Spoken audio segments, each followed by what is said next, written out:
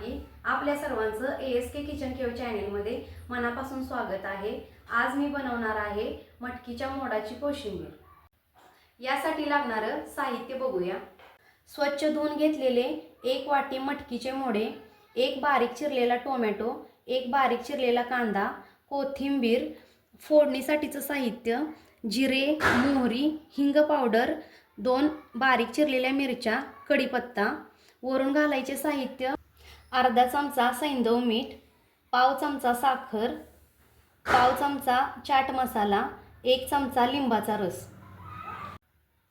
मटकीचे मोडे मी हे स्वच्छ धुवून घेतलेले आहेत। याऐवजी तुम्ही मुगाचे मोडेही वापरू शकता। आता आपण यामध्ये सगळं साहित्य मिक्स करून घ्यायचं आहे। बारीक चिरलेला कांदा, बारीक चिरलेलं टोमॅटो,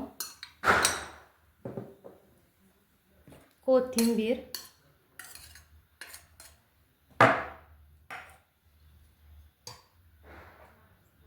साखर, सैंधव मीठ, चाट मसाला, हे आपण मिश्रण सर्व एकत्र करून घेऊया।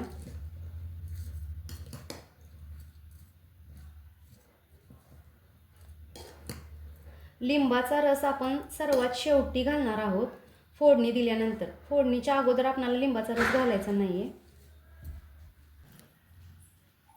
हे मिश्रण आता आपलं व्यवस्थित मिक्स झालेलं आहे।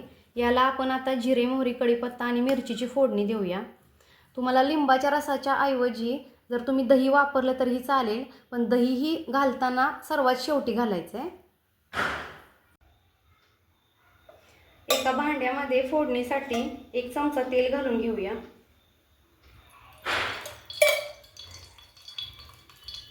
तेल गरम झाल्यानंतर त्यामध्ये अर्धा चमचा मोहरी, अर्धा चमचा जिरे, थोडीशी हिंग पावडर आणि कढीपत्ता आणि हिरवी मिरची टाकायचे।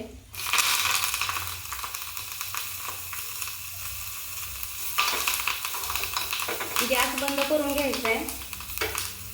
ही फोडणी वरून आपण घालणार आहोत। ही फोडणी आता आपण या मिश्रणामध्ये घालून घेऊया।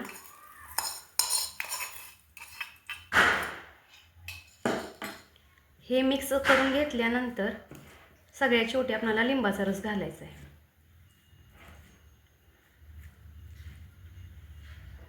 एक चमचा लिंबाचा रस,